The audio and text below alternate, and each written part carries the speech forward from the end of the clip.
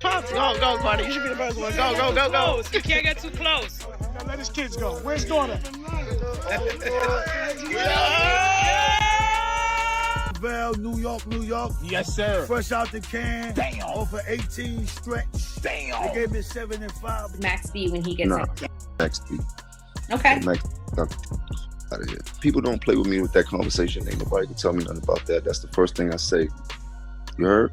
Okay. That's how you feel. That end the deal for anybody. There ain't no Max talking about conversation. Period. Max B has finally returned to the streets after nearly 16 years locked up, pushing through case after case and setback after setback, all while keeping his name alive. The wave is officially back outside, but not everyone is happy about it. How you feeling I feel righteous. Damn. Feeling good. Feeling good. I know what it is. I'm grateful. Okay. I'm thankful. Love that. God is good. Word is, someone very familiar is already bothered by his return, and that person is Jim Jones. Max coming home isn't just revisiting an old chapter, it's reopening old wounds, and the trolling aimed at Jim is already getting out of hand. It hasn't even been 3 full days since Max walked out, yet he's moving like he never missed a step. You can't scroll your phone without seeing him.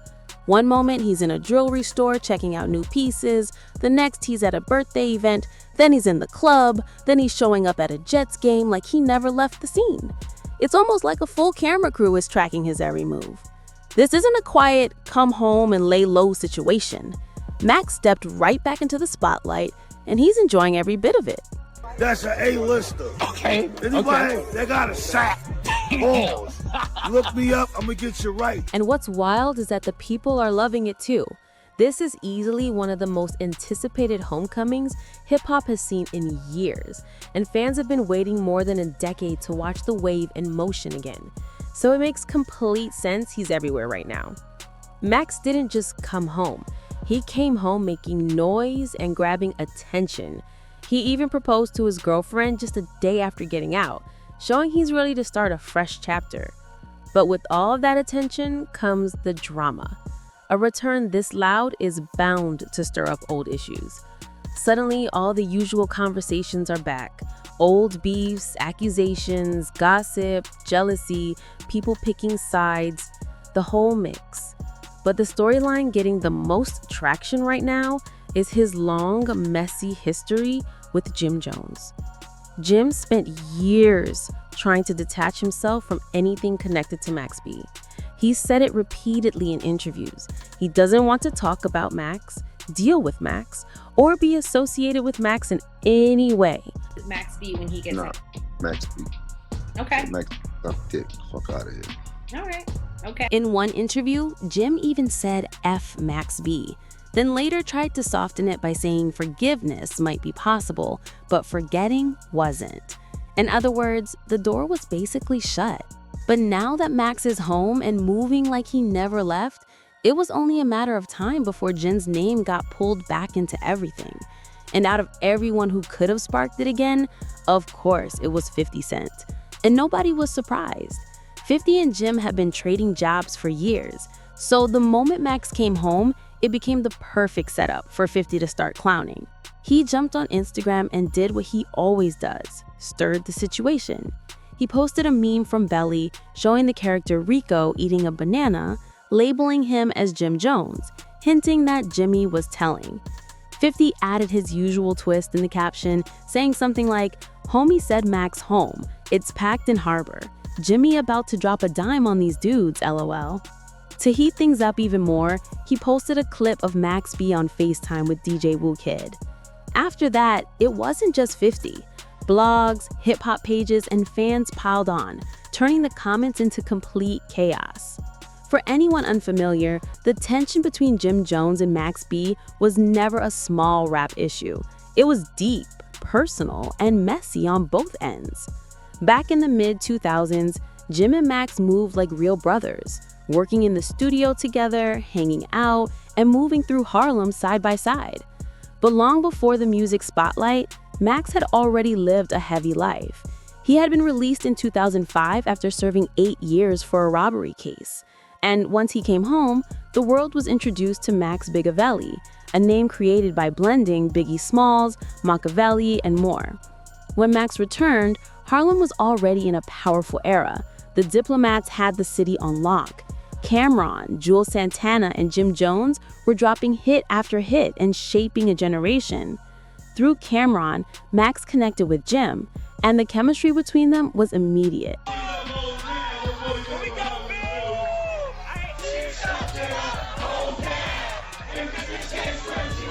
Jim signed Max to his Bird Gang label and paired him with legendary Harlem producer Dame Grease. From there, everything sped up. By 2006, Max released his first mixtape, $1 Million Baby, and it instantly took over the streets. His raspy, melodic tone, unpredictable swagger, and wavy style made him stand out from everyone else. At the same time, Bird Gang had another strong talent, Stack Bundles. With both Max and Stack on deck, Jim Jones had the ideal duo, the future of Harlem. Max was the creative force behind many of the hooks and melodies that made Jim's records take off, and tracks like Baby Girl became neighborhood staples. Eventually, people began whispering that Max was the true creative engine behind Jim's new sound. And that's when the tension started building. And when this woman, Gina Marie Conway, a prostitute who'd been with Plowden, told her boyfriend Charlie Wingate, aka Max V, a rapper, about the men's money. As Max's buzz grew, so did his street instincts. And those instincts pulled him into a situation that changed his entire life. Around that time, Max was dealing with his ex-girlfriend Gina Conway, who told him about a flashy guy she knew named Alan J. Plowden. Someone living fast, running mortgage and mail schemes, driving luxury cars, and spending freely. Gina claimed Max shouldn't pass up the chance, and he started thinking they could hit a quick lick. The idea sounded simple. Go to Plowden's hotel room, grab whatever money was inside, and leave. Gina said Max pushed the whole plan, promising her a better future if she helped. But when they finally tried it, nothing went the way they expected. Gina and Max's stepbrother, Kelvin Sims Leardom, were the ones who went to carry it out. But the entire plan fell apart before it even began. In the morning of September 22nd at the Fort Lee Holiday Inn, police are called there after a man is shot to death. The victim, David Taylor from Florida, was staying in room 227. They were supposed to slide in while Plowden was out partying, but they got lost, missed exits, and spent hours driving in circles. By the time they finally made it to the hotel in Fort Lee, Plowden was already back in his room, passed out next to another woman. Then everything took a darker turn. Another man, David Taylor, suddenly walked in. He wasn't supposed to be involved in anything. Sims panicked, pulled out a gun, and shot Taylor in the face, execution style. Just like that, a simple robbery plan turned into a full-on murder case. From that moment, everything fell apart quickly. Gina was arrested first, and once the pressure hit, she folded immediately. She handed police a 169-page statement revealing everything she knew and pointing straight at Max, saying he was the one who organized the whole thing. According to her, he was the mastermind who convinced her to participate, promising her a better life if the plan worked. She claimed that once everything collapsed, she told investigators everything to protect herself. And once the feds had her statement, they came for Max heavy. He was arrested and hit with major charges, including felony murder, even though he wasn't physically at the hotel that night. His bail was set at a massive $2 million. Just like that, Harlem's rising wave star was suddenly staring at the possibility of spending the rest of his life behind bars. While Max sat in that cold cell, time stood still for him. But outside, everything kept moving. And the wildest part was that Jim Jones, the same man Max once called his brother, was everywhere. Jim had just dropped We Fly High, better known as Ballin', and the song exploded overnight. It became a global anthem and the biggest record of Jim's career, officially launching him as a solo star. But behind those prison walls, Max claimed he was hearing a completely different version of events. He said he was the one who actually wrote We Fly High. According to him, he ghost wrote that track in several of Jim's biggest records. The hooks, the melodies, even some of the ad-libs came from his creativity. So while Jim was on TV doing interviews, celebrating, and collecting major checks, Max sat in a cell watching someone else rise off a sound he said he helped create. After almost 10 months of waiting, Max finally caught a break. The judge reduced his bail to $90,000, meaning freedom was finally within reach. But he needed help to get out, and that's where things got messy. Jen stepped in, but not out of love, loyalty, or brotherhood. Word in Harlem was that Jim agreed to help with Max's bail only if Max signed over his publishing rights and committed to delivering 6 full albums under Gang. Songs he already created were part of the deal. Songs already. How you think he got so hot? Came out with all them tapes. I did that. I put them hooks together. I made the hooks. I made the melodies. Yeah. I made the shit, dog. I'm the man. What looked like a lifeline was really a trap. But Max was desperate, locked down, and out of options. So he signed the papers. In that moment, Jim walked away with full control of Max's publishing, and Max walked out with temporary freedom. But his entire future now rested in the hands of the man he once trusted most. When Max B stepped out of jail in July 2007, he wasn't the same person. Prison had hardened him. The smile was still there, but behind it was a colder, sharper version carrying heavy resentment. He came home broke, betrayed, and tied into a deal that stripped away everything he had built. But as his buzz started to return, Max realized something. If Jim wasn't going to treat him fairly, he was done being quiet. He was ready for war, and he wasn't talking about minor disagreements. He was fighting for credit, for ownership, for his identity. He left Gang and started planning his next move. If Jim was going to profit off his name, Max was determined to make sure the world heard the real story. Nothing was off limits anymore. That's when French Montana came into the picture. Back then, French wasn't the superstar we know today. He was a Bronx figure known for his Cocaine City DVD series, which showed raw, unfiltered Bronx life.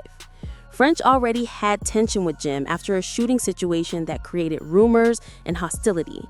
So when Max and French linked up, it wasn't just about music. It was about lining up for revenge. Max and French formed Coca Wave, and it quickly became more than a group.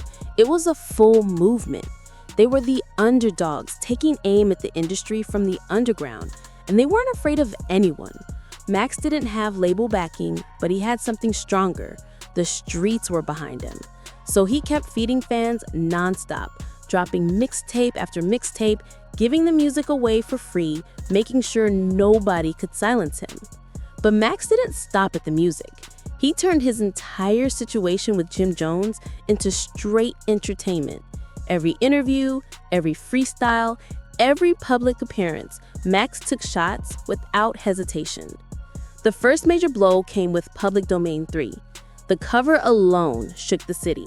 Max standing in a graveyard next to tombstones labeled Millie, Jim Jones, and Vano, a play on Jules Santana, basically calling them fake like the group Milli Vanilli. Then came the lyrics. Max rapped, "I know them dudes need me. I was giving them the loop, but them dudes blew it," letting everyone know he believed he built their sound, and without him, they were lost.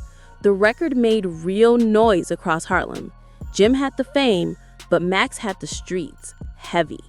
And he still wasn't done. He went even deeper, taking aim at personal reputations. One of the wildest moments of the entire feud came when Max dropped "She Touched It" in Miami. This wasn't a light diss.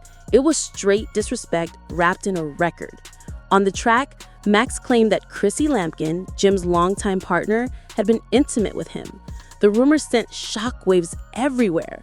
Max even rapped, "He sucked it in Miami," while Big Ellie hit it from the back in her fanny, delivering the line casually, laughing it off, and calling Jim emotional, saying Jim just couldn't handle the truth. Jim Jones, on the other hand, was blindsided. He didn't see any of this coming. When Max started firing publicly, Jim tried to stay calm, brushing it off and acting like Max wasn't a factor. to get my room so I could ram it up his ass. Pause. And ram the boom, I hit him. So he all his my car, right? My window was there. He tried to grab me. So when he came in the window, I punched him in his face. He started jumping into interviews, calling Max a bitter, washed-up rapper who never made it, just another artist who couldn't survive the industry. Jim even denied that Max had anything to do with We Fly High, insisting he wrote his own biggest hit. But the streets weren't buying that at all. People had already heard the old reference tracks circulating, and Max's voice was clearly on them. Slowly, the narrative began to shift.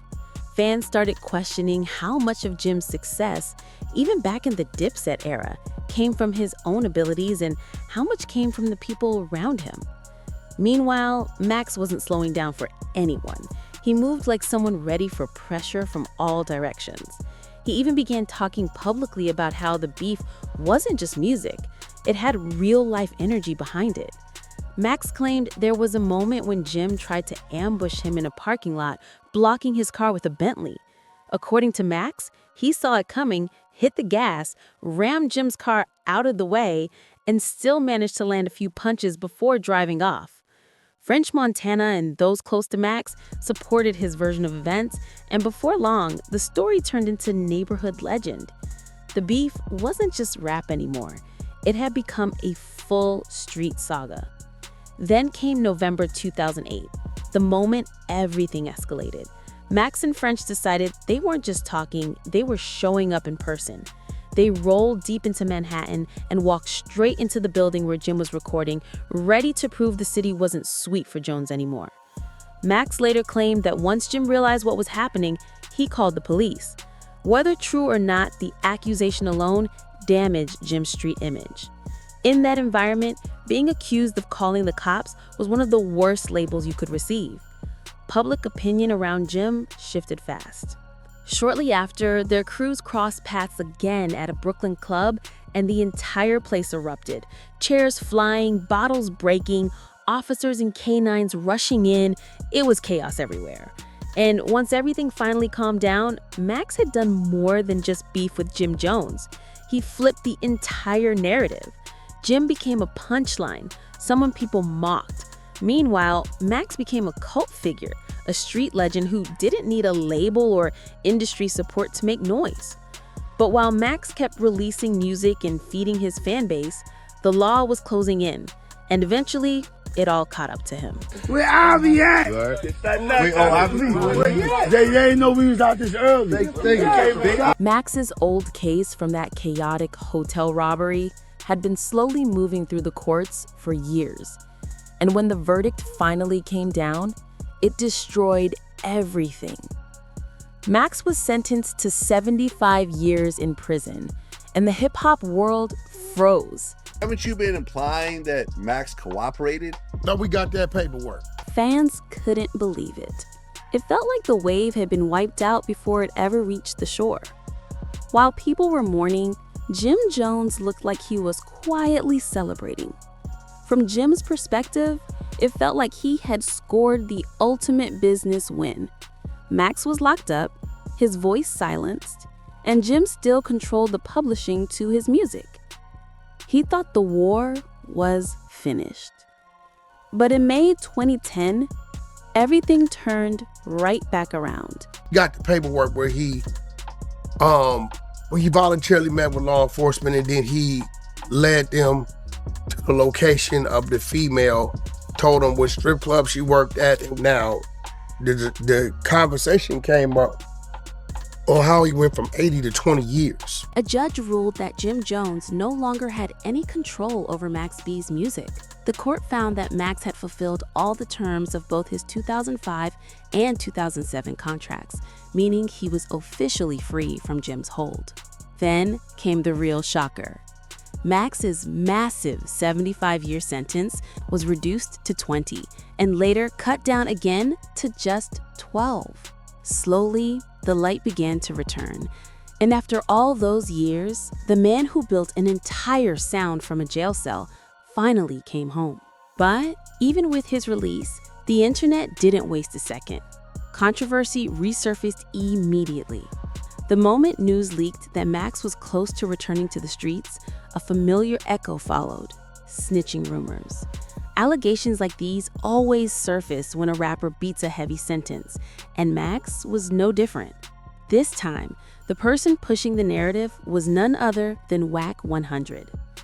Wack 100 jumped out claiming he had paperwork showing Max cooperated with law enforcement while locked up.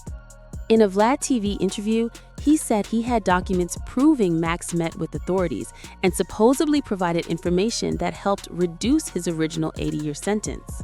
Wack even alleged Max shared details about a woman involved in the case, where she worked and more, and said this played a part in the sentence reduction. He also claimed people close to Max confirmed it and hinted at some kind of video evidence that could surface. But here's the real problem. No one outside of Wack 100 has ever seen the supposed paperwork. Even Wack admitted he never met Max, never spoke to him, and had no direct connection to him at all. So most people saw the situation for what it likely was: another attempt to grab attention using someone else's name. Fans defended Max instantly, calling Wack's claims pure clout chasing. And honestly, most people didn't care about the rumors. They were just happy to see Max home, smiling, and finally living again. Now that Max B is officially back, the big question is whether he'll return to music and if the new generation will embrace him the way the last one did. The industry has changed a lot since he first came in, but the streets don't forget their legends. For now, Max seems to be enjoying his freedom, soaking up the love, reconnecting with his people, and feeling the energy that's been waiting on him all these years. And if you rocked with this story, make sure you subscribe to Dipset, share the video, drop a comment, hit that like button, and help the algorithm push this video out.